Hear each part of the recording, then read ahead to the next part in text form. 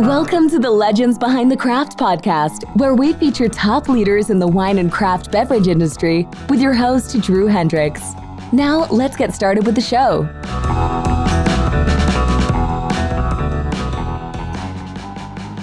Drew Thomas Hendricks here. I'm the host of the Legends Behind the Craft podcast, where I talk with leaders in the wine and craft beverage industry. Past guests of Legends Behind the Craft include Daniel Dow of Dow Vineyards, Guillaume Fraub of Clos Celine, and Ken Freeman of Freeman Winery. If you haven't listened to these yet, be sure to check them out and subscribe. Today's episode is sponsored by Barrels Ahead.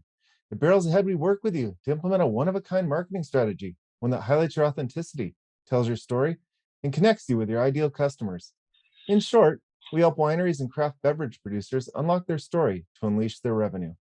Go to barrelsahead.com today to learn more. So today I also have Bianca Harmon on the show. That's one of our direct-to-consumer marketing strategists at Barrels Ahead. How's it going, Bianca? It's good. I'm super excited to talk with Barry and hear all about Tamber Bey Vineyards. Yes. Today's guest is Barry Waitte. Barry's the owner of Tamber Bey Vineyards. And Tamber Bey it's located on the Sundance Ranch in Calistoga, which is home to both the winery and a professional horse ranch. Barry is a serial entrepreneur, an active philanthropist, sits on the board of the Oakville Winegrowers Association, and is an elite endurance horse racer. Welcome to the show, Barry.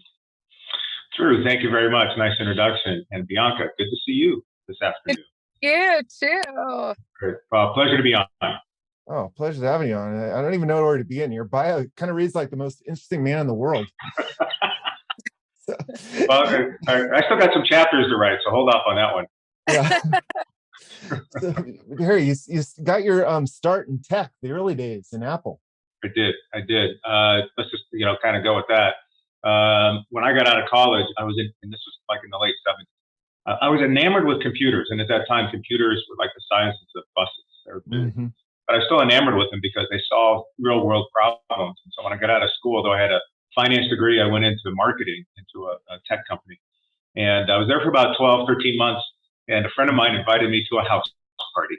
And so we went down there, and it surprised me that as soon as we walked in the door, he went one way, and I was left kind of like, okay, now what do I do? Don't know anybody. So what do? You start walking around, picking up a few drinks here and there, start talking to people. To make a long story short, about 2 hours into this thing, I get over to a group that is hanging out on these couches. And I find out they all work at this small little company I'd really never heard of before. And this is 1980, so let's just put this in context. And we started talking about the computers, and I said, what kind of computers do you make? And they started talking about sizes of computers like this big. I said, oh, that's not a real computer. Well, we got into a little bit of a discussion about that, and I just remember saying, very distinctly, sounds like a good Pong machine. Remember the game Pong? Yeah, sounds like a good Pong machine. And a guy gets off the couch, comes over to me, and we have a mano-to-mano discussion. Let's call it a serious argument about how computing is going to, change the world, and this little box is going to do this. Well, nonetheless, I walked away after that, didn't think much of it, so forth. A couple of days later, I got a call from Steve Jobs' office. And that, I didn't realize it, but that was my first interview at Apple. Oh, geez. And so sure enough, I went to work there. Thought I'd go there for about a year. Sounds like a good, interesting thing to do. I'm in my early 20s, and I ended up being there for 14 years. And it was a great experience. I drank the juice. I believe that we were here to change the world. I worked for one of the most inspirational people on the planet, and also one of the most difficult people that you could work for on the planet. But it was a fantastic experience. And but from that, this gets into now the mid 90s. I'm wanting to prosper again into small companies. I found out that's what I really like to do. Mm-hmm. So I went to work for a very small company. I was the 8th employee, and this company was in design. And this is before the internet, mm-hmm. but it's design on computers. And one of the customers that we acquired very quickly was an online concern in the East Coast that wanted to take their text-based online system to graphics, because we were the graphics experts on computers, but again, no online world per se. And was this about the lines of like the time of Prodigy? Prodigy was there, CompuServe, yes, very much, put in letters, backslash, dot, things of that nature. Well, this company the unveiling. The company was AOL. Oh, geez. And we designed their interface for AOL, and it was really the first design of what we call channel design, and creating a channel. So our screen that we developed, first one in kind of history. If it was weather, it had clouds on it. You touch that, you go to a channel. You get to that shopping, news, all these great things. Well, we made a system that was so interesting to them that they ended up buying us as a company. And so I participated as an AOL employee for about 4 years. And that took me right up to 1999. So there's my career, guys. I just worked for a couple of companies. I'd like to say that I ran out of companies that began with A. I had to go to B. I didn't want to do that. But what really did happen through is I had a couple good hits along the way. And it's what we all work for. We want some of these hits so you have some independence on what you wanted to do. And so I achieved that at a younger age than I ever thought I would. So I was very blessed. Yeah. But I really sat back and I said, now what do I want to do in the rest of my life? And it really kind of came to the context of lifestyle. And so, I could stay in high tech, I could do this, run company, whatever it might be. But my focus was lifestyle. Sure. And a whole nother thread of conversation is, I've been associated with Napa Valley since 1959. Oh, wow. Parents came up here, were vacationing 1 week, went to 2 weeks, went to 4 weeks, right where Bianca is, right in St. Helena. So that's where I grew up as a kid. And then in my later years in not high school, well, kind of in high school, but in college, like all of us, I was drinking wine for quantity, right, in college. Didn't care what color it was. And but I worked in a liquor store, and the gentleman that owned it came out and brought a bottle out, started drinking it with him. And I said, what is this? And it turned out to be a 1974 Waitte Vineyards George Latour. Oh. And I said, I am sold. And then he went down the line and says, well, you know what? Here's Charles Krug, here's Mondavi, Inglewood, blah, blah, blah. And I, boom, this went off in my mind. Now I went for a career in tech first, but I became a serious wine connoisseur. And my dad would call me a professional consumer in that respect. But very serious. And then I started going back to Napa again, just on trips, offsites, things of that nature. So, the crescendo happened in 1999. I said, okay, I'm going to pick up all my toys. I'm going to go to Napa. I'm going to start living that lifestyle. And then I'm going to start figuring out what to do with the rest of my life. Okay. So that's how I got here. And it was all in this spirit of keeping the engine running. As they say, the shark doesn't breathe unless it's moving. Yeah. So it wasn't so much a gap year, but something just to kind of shift away from technology for a bit, just to enjoy the gladly. And so you were was this when you started your angel investing firm? Well, I started that right at the end of my AOL career. Okay. I was fortunate to get kind of hooked up with a couple of organizations, and I helped start a company and as an angel investor. So I did that in 1998, actually, and then 1999 when I disengaged with AOL. I started to come up to Napa, do that kind of thing. But I also was associated with a whole bunch of other things. I think this is what happens when you have the confusion of what you think is an active retirement. You're not really clear what you want to do. So you start doing all kinds of things. And so I started this little wine business. I was doing a bunch of angel investing. I was still going down this path of philanthropic. So there's all kinds of. I actually got into local government, with prospects of being on the council and mayor of a Silicon Valley town. And so but what happened there? How'd that work out? Yeah, it worked out very well. I didn't do it. I didn't pursue that. Worked out very well.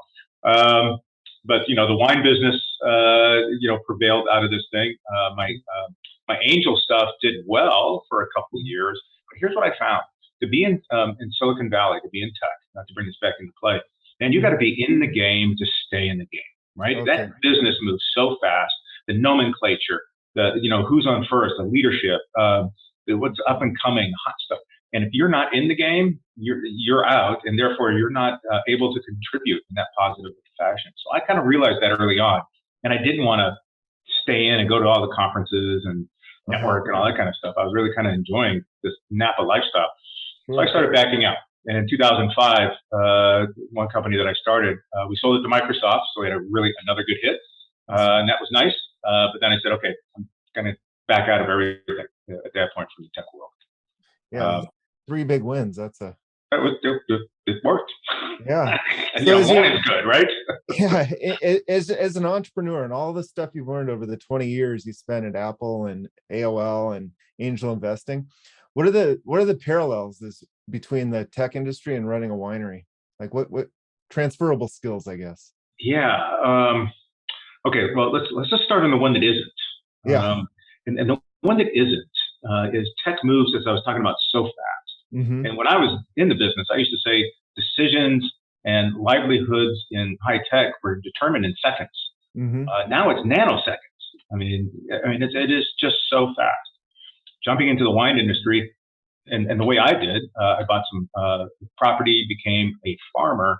You can't speed up farming. Farming is it. I mean, it has its natural path. And so here I was waiting. Can we do something? I was always constantly saying, can we get it faster? Can I get the harvest quicker? Can I get, slow down, big boy. It's been a long time. So that's one of the things I had to overcome was that.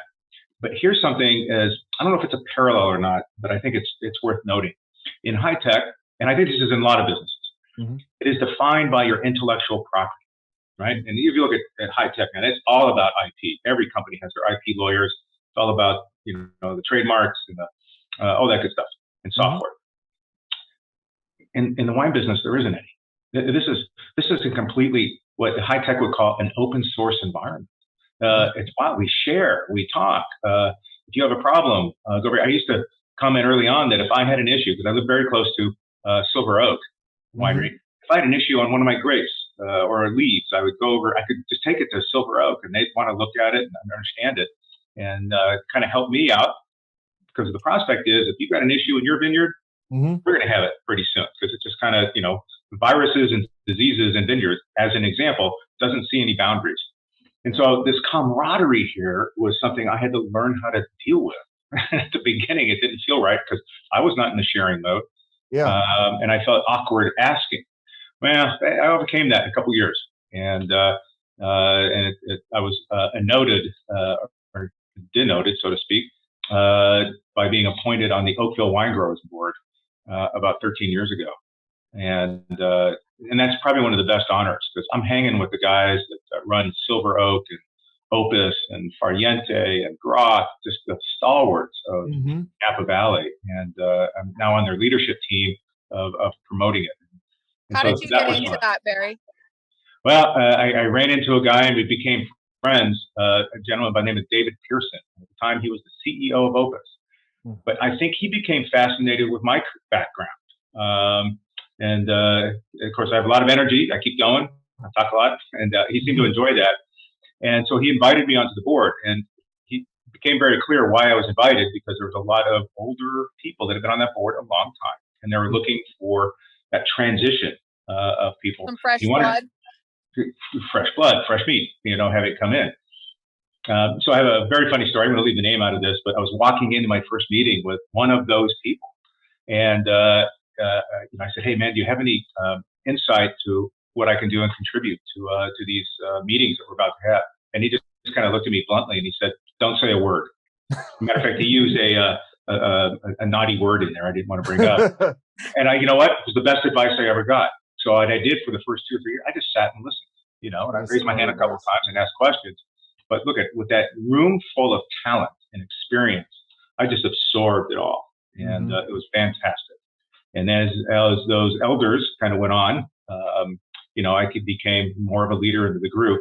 And then, here's the catch me out of this one is last October, I was appointed president of the Oakville Winegrowers group. Congratulations. So I'll be doing that for the next 3 years. So that was a nice pat on the back. About Congratulations. Yeah. So let's talk about parallels. You did that, Drew. Sorry, I got a little tangent there. Yeah, but before we go you did talk about the Winegrowers Association. What's the biggest focus right now for you guys there? The mission of the group is to promote Oakville. And it's an AVA, and I won't go into what that is. We hope some of our listeners already know that. But it is to promote Oakville as the best, or certainly one of the most extraordinary places on the planet for Cabernet Sauvignon. That is our mission. And so the one thing that Robert Mondavi did in the 70s And Mondavi is part of the association, by the way. Mm-hmm. But he knew for a fact that if he wanted to make Mondavi winery world renowned, he would have almost zero chance of doing that if he did it on his own.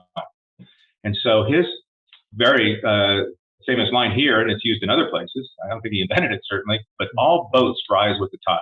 Yes. So let's talk about Napa and get people thinking Napa, to which then if people buy Napa products, we will all succeed. Well, we do that at a micro level with the Oakville. And there's other associations. There's Rutherford and Yountville and so forth. But the Oakville one, I think, is one of the more successful ones at Napa. And I'm just going to kind of then translate. It may be one of the more successful ones in the United States. So we deal with just trying to promote brand. How do we get it out there? Things of that nature. One of the challenges we deal with, and we have technical discussions about the challenges of growing wine, growing fruit. And so that goes anywhere from climate change to disease to pests and things of that nature. So we kind of dive into that stuff, and we're big money contributors and stimulators of things onto that. A number of years ago, there was an infestation of a bug called the European grape moth, and it was in Oakville. And sure enough, weeks later, I mean literally weeks later, multiple counties had a complete lockdown on this, because if this bug took off, we would have been in trouble. And so we got counties involved, and a lot of people got there, but the real bud of it happened in Oakville. And because we take this stuff pretty seriously. For us, there's a lot at stake. So that's kind of the things that we wrestle with. Our biggest challenge right now, I think, is how do we get the Oakville brand international?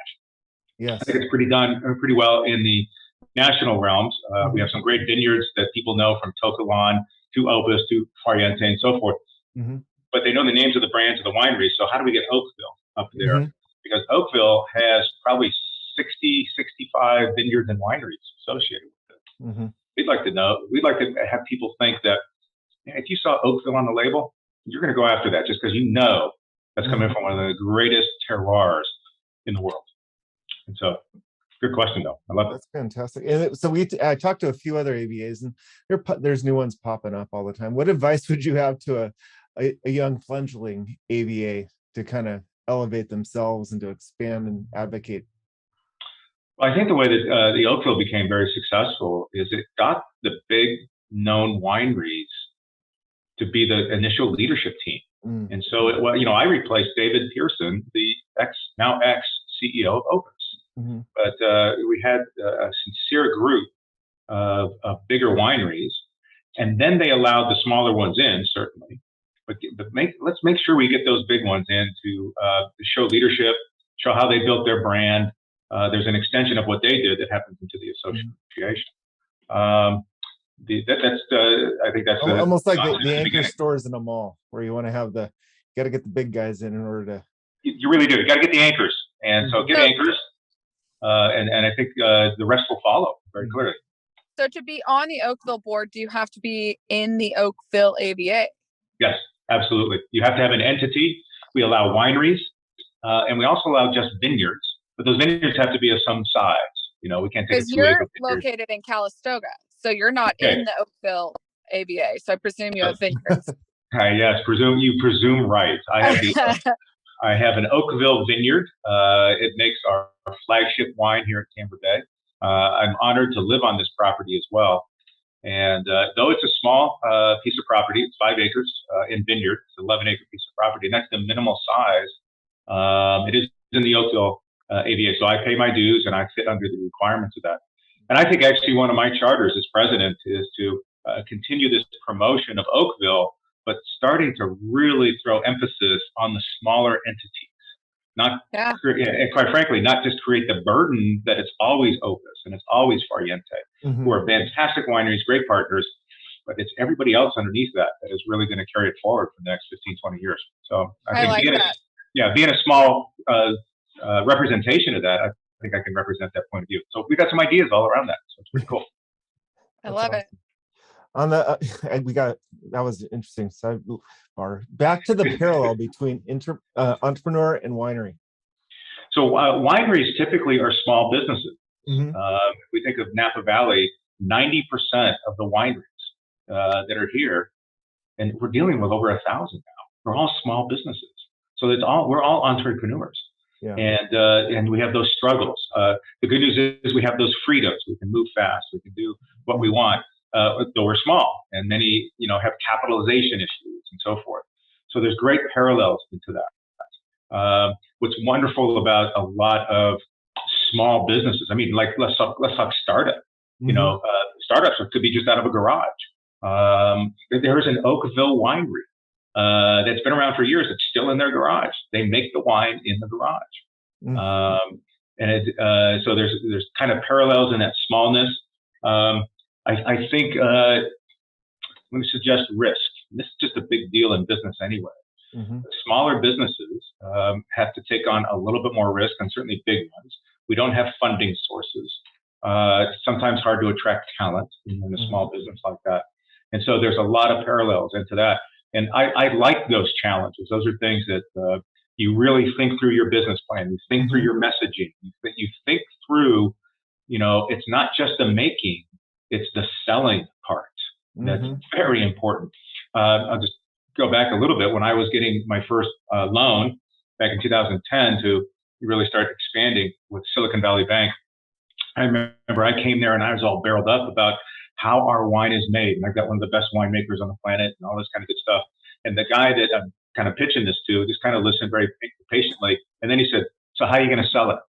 I mean, whoa, okay, let's change tactics here. And I absolutely believe that. I don't want to say it's not difficult, but making good wine in Napa is our specialty. We've got the talent. If people want to be good winemakers, they come to Napa, right? This is a rich zone for winemaking, but it's a crowded zone. Like I said, we got 1,000 labels up here. We got Sonoma over here that's banging on our door, and the proliferation of wineries over the United States. I think there's now 14,000 wineries throughout the United States. So look at how you market, how you sell your wine, how do you position yourself is so important. And you have to do it early on. You can't kind of wait for your wine just to kind of grow and you get a good score. That's not going to do it anymore. You've got to have a complete cohesive plan that's thought out at the beginning. And that's what makes great entrepreneurs. Last but not least, what does make a great entrepreneur? Usually people with passion. That's why they're in this small game. They're going forward. And as my former boss once, he kind of taught me this. He goes, what he loves about people with passion, it's not that they'll work hard necessarily. It's not that they'll love what they'll do. That has nothing to do with it. He says most of the cases that's not the case. But people with passion don't fail. They just don't fail, right? You're in this. You're they just haven't succeeded yet. You're all in, and that's entrepreneurism. You're going to figure it out. You're going to take some bruises. You're going to fail a few times on thought, concept, product, but just keep coming back and fighting because those failures will help define your success. So, was this Steve Jobs that gave you this? Steve Jobs, very much. Yeah, so I got to be entertained by him a few times while I was pretty cool. In his brief time there, he when I was there, I was in 1980, and he left in 1985, and I was there until 94. But a lot of his thoughts prevailed, obviously, and him coming back was fantastic for the company. So I had no relationship with him after he left, none whatsoever. So, awesome. But it sounds like his work and his, what he taught and spoke with you about really instilled who you are today and what you do with your business. So what he would talk about, and this is just good practice for anybody, and this could be business, this could be personal life, is to really reflect on your values. You've got to sell a value. And he was really big on that. You never saw an advertisement that talks about speed and bits and bytes and stuff like that. And as a matter of fact, when he initiated, if you remember, the Think Differently campaign. Oh, yeah. It's fantastic. You never saw an Apple product. Never. It was all about this vision and this value that was created for the imagery of it. Nike does the same thing. You'll never see a Nike shoe in a Nike ad, or if you do, it's just kind of like running off. It's not showing you the features of the waffle bottom that it used to be in the old days, and all that kind of stuff. So and I've tried to instill that here at Tamber Bay. That Sure, yeah. we're about value of lifestyle. We're about passion. It's about following the things that you really like to do.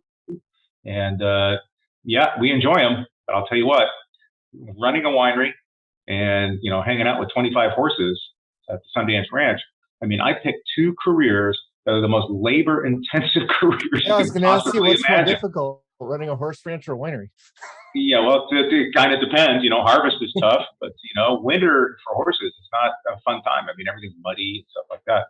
And the horses are 24/7. I mean, we've got to set up safe environments for them. We've got to feed them. We've got to medically take care of them. I mean, it's 24/7. So that's difficult. But I won't call them my pets. That's a little different. I got dogs and cats. Those are pets. But because these are very sophisticated animals, and we just have a very big love for taking care of them. And so one of the things we do here, in staff meetings and management meetings, and so forth, we talk about standards and our standard of care. And our standard of care for our horses is the same high-level standard of care of making wine, taking care of employees, and taking care of customers. So we have that quadrant that we think of and says, what are the best things that we can do for attending to all of those with a high level of standard. And I think we do a pretty good job with that. One of which is because that's what we focus on. It's one of our values. And, if someone, here's another kind of example, and I learned this from another CEO at Apple. His name was John Scully. It's kind of like how you deal with failure. And, it's just, you have to come out of that with knowledge and inspiration for succeeding. You can't sit there and continually lick your wounds. You can't. This is going to be a really bad analogy. You can't just fall off your horse and then walk away. Yeah, you got to get right back on, and you'll find out as soon as you get back on, you're okay. Everything's good.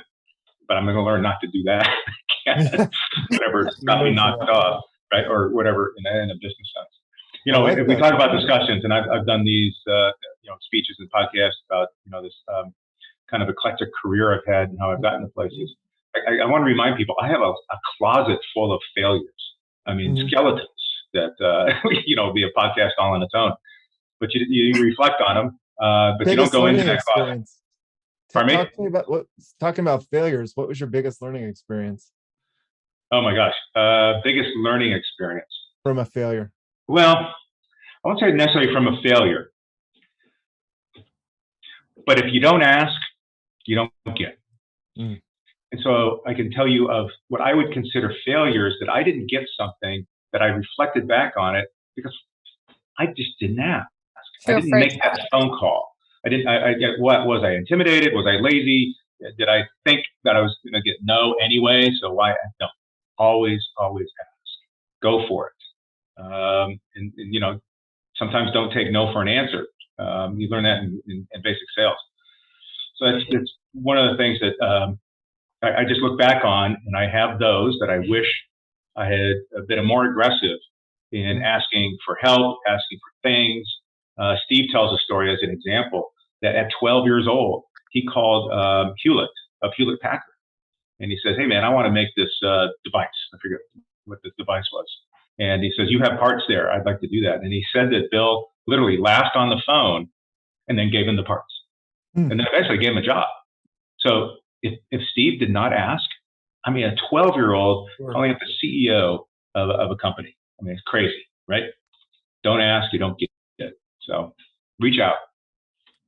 That's great advice. That was great advice. And I also, going back about that level of care and your dedication to care and I immediately saw the parallel between horses and wine, and that you've got these Arabian horses with such innate talent, and you've got to cultivate that talent and bring them up to racing standards, just like the innate quality of the grape, bringing it through the winemaking and through the barrels and bringing out everything that's its full potential. Drew, that's really a good parallel with each other, because both don't happen immediately. Both need care. Both you have to be very patient. Both you're going to get setbacks along the way. Mother Nature is going to throw you crap on the vineyard. If our horses, which they are, they're athletes. They get a tendon strain or something like that. Got to be patient. Don't try to over-exercise them, things like that. So there is a lot of parallels that, quite frankly, test me because I'm not the most patient guy. Oh. And Well, you got to be a little patient. Endurance horseback riding. You're going horse racing. You're going 100 miles. Yeah, endurance racing, 50 to 100 miles, single I day. definitely have to take that segue on the elite athlete. How did you get into this endurance horse racing? Well, let me first, if I could just sideways on this. Oh, yeah. How do people get into horses? So most people get into horses at a young age. I'm going to specifically kind of shout out women. They get this horse gene. And by 7-year-olds, they have horse stuff all over their walls, right? Men don't get that. Men get the tractor gene or the sport gene or baseball gene or whatever. Mm-hmm. But, and by the way, this is how my wife got started in horses. She was one of those. I didn't ride a horse until I was 38 years old. And I didn't ride a horse to ride a horse. I rode a horse to do a sport. So a good friend of mine, and a high-tech guy, very well-known in Silicon Valley, his name is Dr. Sullivan. He did this long-distance horse race. And I'm like, why would you want to spend 10, 15, 20 hours on a horse? I just got better things to do in my day. He invited me to a very prestigious 100-mile race. He needed crew to meet him along the way. And so I went up the night before, and I started with this fascination. I was looking at 200 athletes, not horses, athletes, with their partners. And they're all preparing, and they're all doing their things, and the race was going on all day long. I got halfway through that race, and my curiosity, specifically around sports, which is another big thread of my life, really budded. And at the end of the race, I just told Godfrey, I said, I've got to do this. I've got to ride an endurance race. And it took me about 19 months before I actually did my first race. I did a 50-mile race in San Jose, came in 13th place, and I thought two things. How did I get through this thing? Because I was hurting all over the place. But I said something that I continue to say to today. Every time I finish a race, with the exception of a few, and I'll tell you those in a second, I can do better next time. I think that's what keeps golfers going, right? How can they not? It's such a crazy sport. But I would say that I could do better next time. And so that 50-miler turned into, I didn't do 13th. I got up into the top 10 and then so forth. And the only times I didn't have to say that is when I won a race. And I started doing that later, not that far later on. So I became a 2-time national champion. I won the 50-mile, 100-mile championship in 2016. I won the 100-mile championship in 2005 in Montana. And I won a gold medal in the Pan American Games. It was a team competition, so I wasn't individual, but I was part of the team that did that. And a whole bunch of other accolades. So we took that, and my wife, by the way, she's a better rider and more accomplishments than me. But we got together, which was great. And we ride together, we race together. And I'm going to intercept your next question. So what happens if you guys are like going to the finish line together? What do you do? And I'm going to tell you, I learned a lesson, a big one. I'm either second or I'm single. And I'm okay with that. I'm okay with that. There's always another race, you know. But so that's one of our passions. And though I'm kind of on the backside of my racing career, Jennifer certainly is not. She's got a big 100-mile race she wants to get to this year. So she's in high-level training for that with one of our horses named Woody. And Woody's doing it, man. He's performing well on these intermediate style races to get there. He's never done 100 miles before. But if anybody can get this horse there and through it, it's going to be Jennifer. She'll be great. How many horses do you have? So we personally own 6 horses. 4 of them are endurance horses. I have 2 other horses. One's a rescue that we did. It was just a bleeding heart moment, so we did that. And then we have a Friesian, which I imported from Holland about 1.5 years ago. And he's just a centerpiece horse. I mean, you know, it's like if you have a Labrador in your life, you're always going to have a Labrador. Well, we got a Friesian about 10 years ago who passed, and I just had to have another one. I mean, they're just such big, luggy, friendly animals. So those are our 6. We so have just like wine, you're importing horses too? Yeah. Well, especially the Friesians. Friesians come from Holland. That's where they're kind of born and raised, and the really good ones come out of there. And it's not. I just couldn't find one in the United States that met my level of what that horse needed to do at a young age. But I could get that in Holland, and so we put him on a Qatar air freighter. And one morning, I went down to LAX and picked him up and brought him home. So that was kind of fun. That's awesome. Yes. So the other horses here on the property, I have a couple of vintner friends that ask me if I can help take care of their horses. One bike goes by the name of Rombauer. Many people may know him. I actually, yes, know him very well.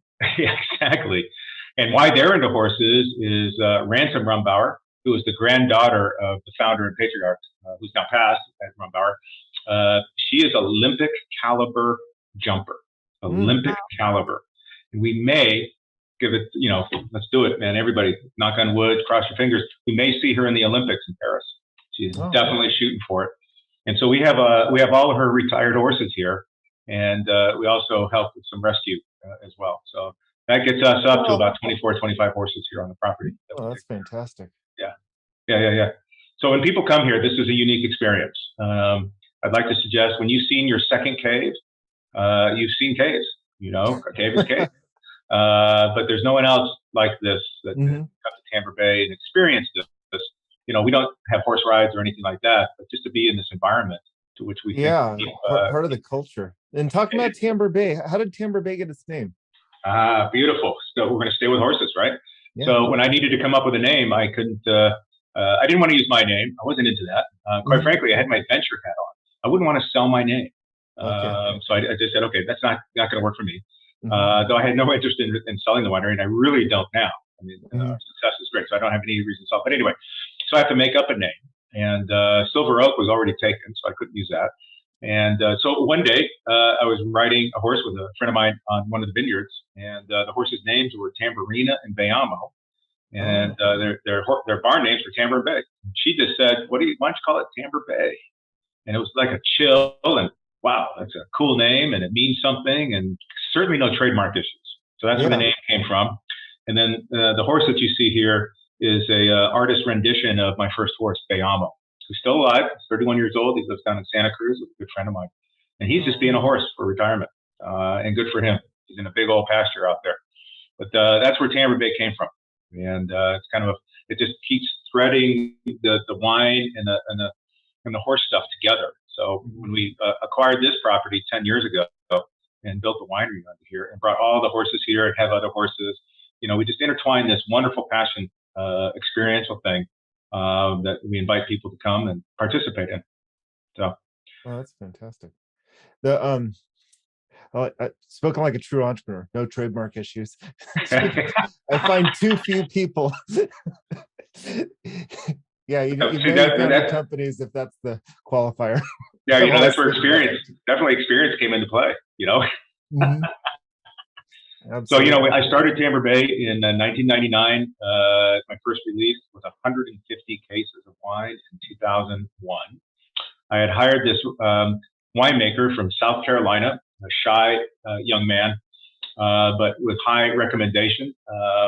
And Bianca, you might remember or know of a person by the name of Michael Chiarello. Yes. I was having dinner with him. He's a restaurateur here. Yep. Having dinner with him, and we were talking about projects. I had my venture hat on, and so the project's on. He says, "So what is he doing?" And I said, "Well, I think I want to make some wine. I got this vineyard, and I'm selling fruit to Beringer and Domaine Chandon and all these characters. I'd like to get a little fruit out there and make some wine." He says, "I have your winemaker." Spoken like a true Italian, I have your winemaker. And it turned out to be now one of the best winemakers on the planet. His name is Thomas Rivers Brown. He specializes in small lot productions, small things, and that's where we were certainly. And I learned so much from him. What a great mentor of being in the business. We're still best of friends. And now he makes wine for about 50 wineries. And he taught me the side of these high standards again of winemaking. And yet high standards, but his methodology is to be non-evasive.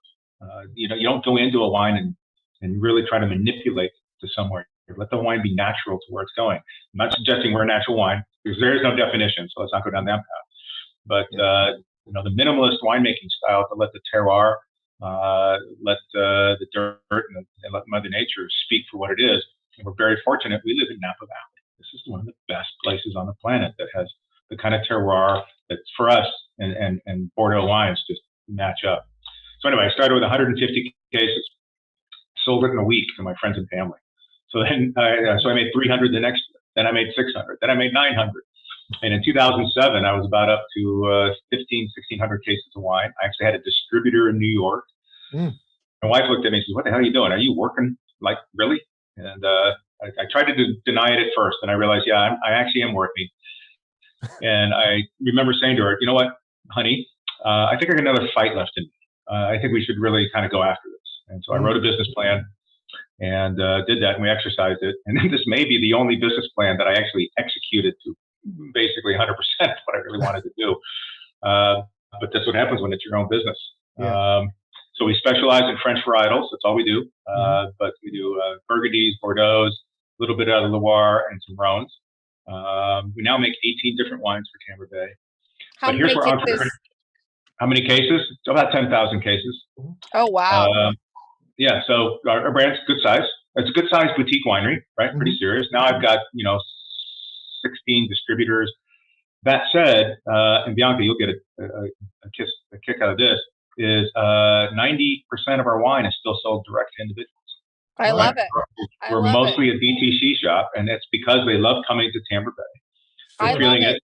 They join our club. Still to this day, I think selling direct to consumer still to this day is probably one of the best to keep your people coming back and keep your regulars and keep your brand image. Yeah, and if you get into the business model, it's the stuff that has good gross margins, it allows us to reinvest into the business. Why I'm in distribution at all is purely a marketing play. To me, it's a marketing expense. So I want my wine showing up in Del Frisco in Texas. Yes. Right? That's where the people go. They see Tamber Bay on the menu and so forth, and then they come here. And what I also find out is when our customers find wines in restaurants, even though they know they're paying about twice the price they would at the winery, they buy them. And then they send me pictures. Look what I just found.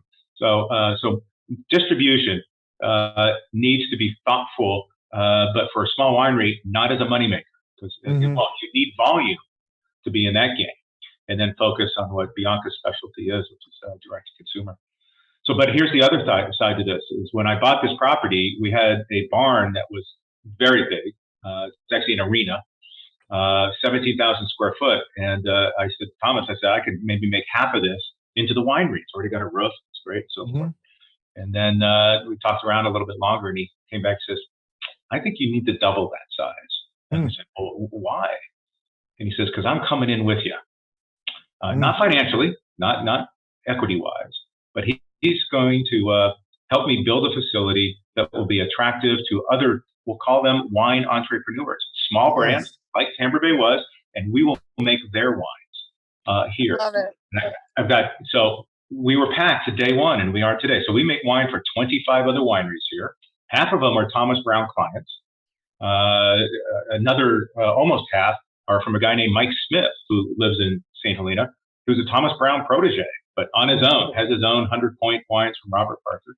And so 80% of my clients here are just from those two epic winemakers. Awesome. And what I love about this is they're entrepreneurs, right? And so I can actually tell you that I have 4 graduates, meaning they were here, they got big enough, they got bad enough, and so forth, and now they have their own facility. And though I lost my clients, I just love it. And one of the best ones, well, I have 2 that I kind of like to talk about. One is Durham. It was just great working with their product, but they built a winery kind of over here in Calistoga. And so we lost them, but then quickly filled. Not to worry about me. I'm going to be okay. But the other one is there was a new 4 Seasons being built in Calistoga, and they're going to put a winery inside it. This is like 8 years ago. And so the thought was, well, they needed to start making wine early so that they can have some library wines. Well, the good news about that project for us, it got delayed like 5 years. So we had them for almost 7, 8 years. It just opened last year, the 4 Seasons, and they have their own winery. So we lost them, but all their wines for their library are made here at Tamber Bay. So I'm still trying to get like that. To the 4 Seasons and go check out that new place. Yeah, that's good. The restaurant's great. It's called Trust. I mean, it's a 4 Seasons. I mean, oh yeah. And I, as a Calistoga business person, could not be happier that we have that small hotel. It's only got 80, 85 rooms. It's beautiful. It's beautiful. Yeah. It's a good place. Yeah, it's our customer that goes there, right? Cool. Yeah, I want them. No, love the Anyway, idea that's how I of kind of got into business. that's fantastic. I love the idea of the winery. You're running a winery incubator. Exactly. Right Exactly there. what it is. And then we've had some people here that have just got into it for a while, did their thing, and then decided, nah, I'm done. I And tried back it. out. I tried it. I did it. You know, I thought that was going to be me at Apple. I was only going to be there a year. Go away. I thought it was going to be me in the wine business when I first got into it. I didn't think it would take very long. I mean, yeah, it's not that I'm not committed personally, but you got to test stuff, and if it doesn't work, get out, do something else. There's always something else to do. But yeah, when I got through that first horse race, that 50 miles, 13th place, 6.5 hours later, wow. Okay, I had to really think through. Am I going to continue to do this? But yep, I think so, because I kind of enjoyed it. It was pretty cool.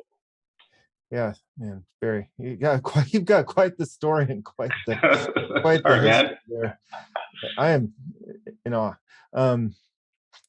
That Tamber Bey. So, Barry, you've got the synergy between the horses and the wine, and a full experience. Was it? It sounds like you've intentionally put together this cohesive kind of experience between the two, or was it just a happenstance? It was happenstance. I actually, Drew, to tell you, I was actually wanting to keep them separated in my early career because I wanted to be considered a serious winemaker.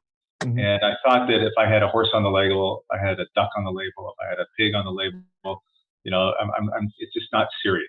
And so I actually tried to keep them separate, but every time I had an opportunity to do something, name the winery, put a logo on there, found out there's a University of Michigan study that I looked at that not just animals, but horses become one of the most recognizable things for a brand. Napa Valley now has, I think there's 13 or 14 brands here that have some representation of a horse. So again, I'm thinking, okay, that's best strategy, best practice. Let's put an identifiable brand, but then let's still keep them separate because I want to be considered a serious winemaker. But when we got to this property, I gave up all hope. They just came together, and now I have embraced it. But we still, our message is still we're a very serious wine organization. We try to make the best that we do. We have the best winemakers working for us. I can talk about vineyards all day long. But from Oakville, we just procured some fruit this last harvest from Santa Barbara, from the Santa Rita Hills, because I think that's one of the best places for Pinot Noir. Oh yeah. So we're still fighting the battle, so to speak, of making the best that we can. But it's what's the great thing about the wine business? A little bit unlike tech. When you make the Macintosh, what do you do for the Macintosh year after year? You kind of update it, and maybe a new format, new skin, things like that. But it's still Macintosh. We have to make a new wine every single year, and our specialty, and this is a really Thomas Brown thread to this thing, is we make wine specific for that vintage. Right? I'm not making a wine the same way we did last year. We're not going to make this a homogeneous type of entity, year after year. We'll let the grocery store guys do that. Those kind of wines, those big production houses. We want to speak to why every year is unique and why every year has its positive attributes, which is a great challenge. And as kind of a former product marketing person, I just love that.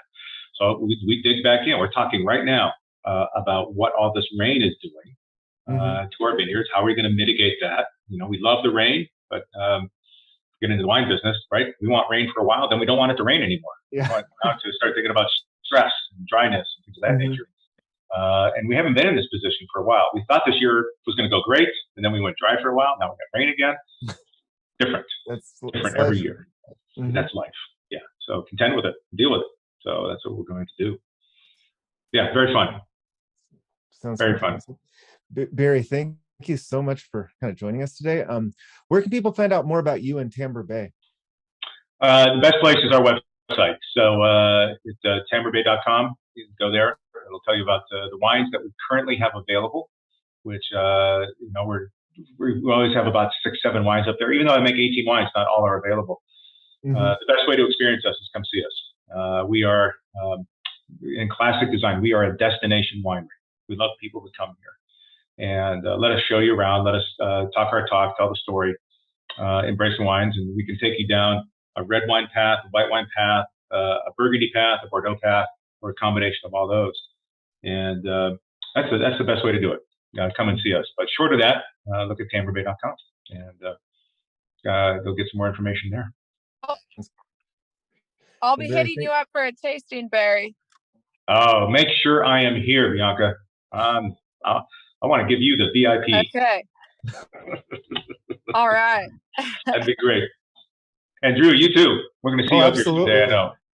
Absolutely. I can't wait till the next trip up there. Well, Barry, thank you so much for joining us today.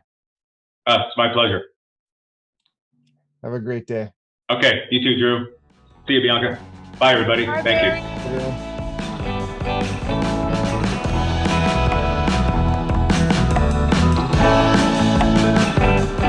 Thanks for listening to the Legends Behind the Craft podcast. We'll see you again next time, and be sure to click subscribe to get future episodes.